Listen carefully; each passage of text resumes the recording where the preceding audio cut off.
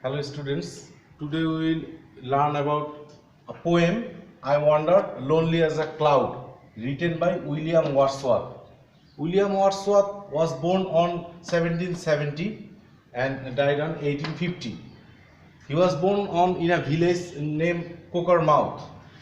It is a northwestern part of England, and the place is beset with lakes and hills. That is why all of his poems we can see the influence of nature, and I Wandered Lonely as a Cloud is also an example of such kinds of poetry. William Wordsworth is a poet of Romantic age. Romantic age is a age which denounces a new kinds of poetry. That means poetry of the previous age was written on a subject of God and Goddess and the heroic acts of God and Goddess. But in this age we can see poetry written on nature or common people's life. There are some characteristics of romantic poetry such as subjectivity. Here the poet describes what he has experienced all through his life or in a certain period. Love for nature, previously I have told that all of his poems we can see the influence of nature, and also I Wandered Lonely as a Cloud we can also see the influence of nature. Secondly, colloquial language. Before romantic age, language of the poetry was very much difficult, and common people could not read it. But romantic age has introduced us colloquial language, that means easy language. This language is used by day-to-day life by the farmers or workers.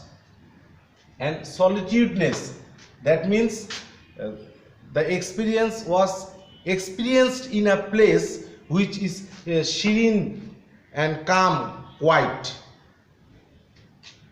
According to romantic poetry, poetry is a spontaneous overflow of powerful feelings recollected in tranquility. That is the definition of romantic poetry. I have told poetry before that age was only written on God and Goddess, and they are collected from myths. But here the poetry is experienced, the subject matter is experienced by the poet himself.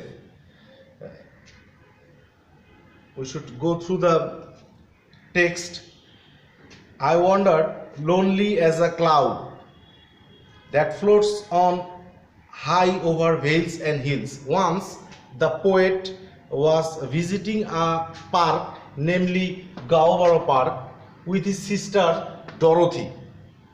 He was so much delighted and tension free that he thought himself as a cloud that can float over vales and hills. When all at once I saw a crowd, a host of golden daffodils beside the lake, beneath the trees, fluttering and dancing in the breeze.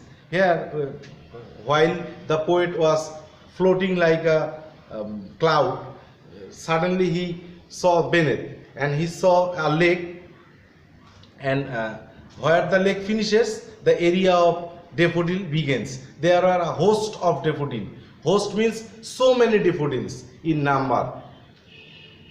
And the poet also described that the daffodils were dancing. That means the daffodils were also in pleasant mood.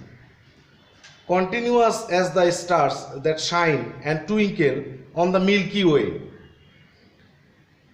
Continuous as the stars that shine and twinkle on the Milky Way. The daffodils, according to poet,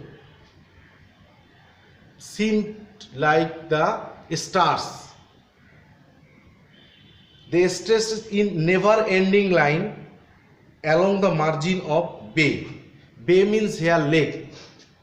Margin means the finishing line of bay. Poet suddenly saw so many daffodils, and he could not but be express his joyful mind here. 10,000 saw I at a glance, tossing their heads in sprightly dance. Poet has said that he saw 10,000 at a glance. It is totally impossible. One cannot count anything that is so many in number at a glance. This is hyperbole.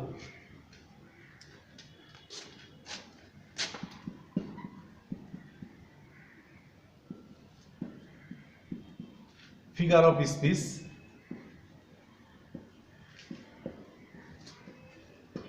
That means to say something exaggeratively.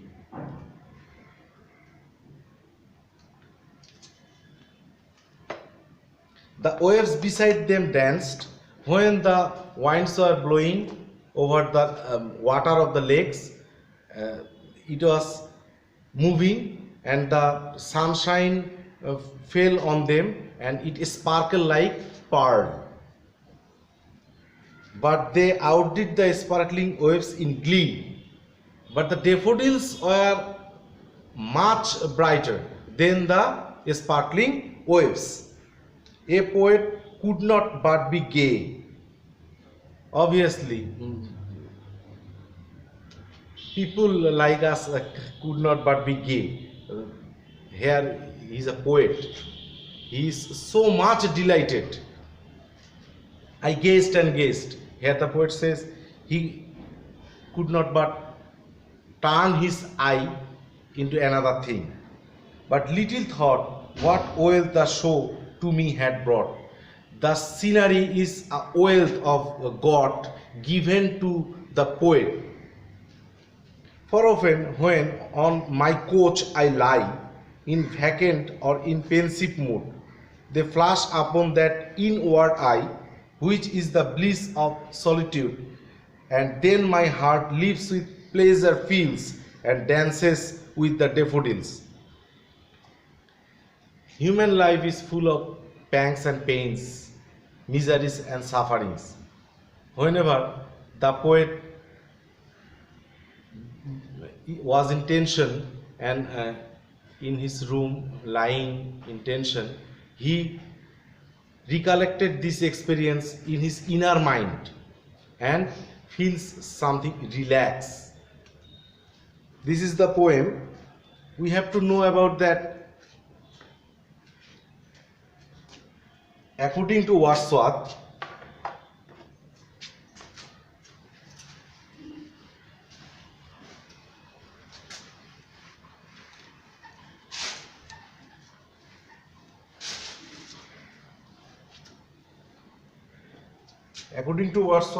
nature has three states.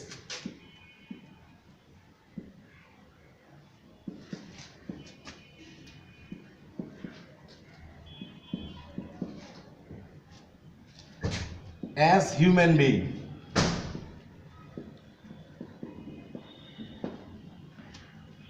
in his childhood,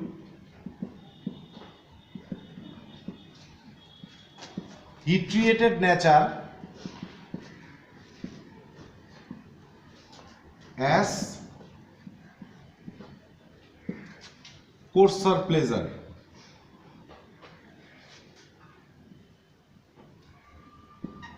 That means savage.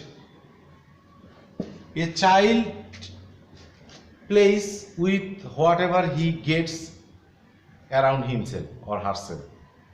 That may be mud or very tiny things. That is why it is called coarser or savage pleasure.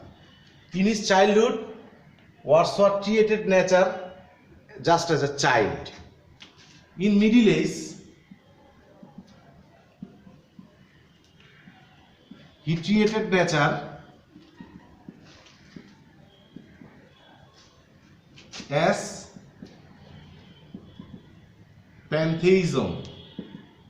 Pantheism is that nature is God, God is nature. Here, the poet treats the nature as God and worship nature.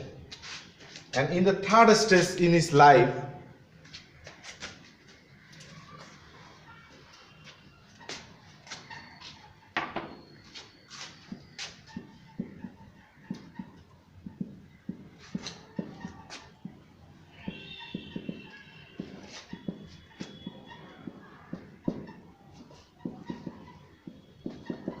he treats nature as mirror of human suffering.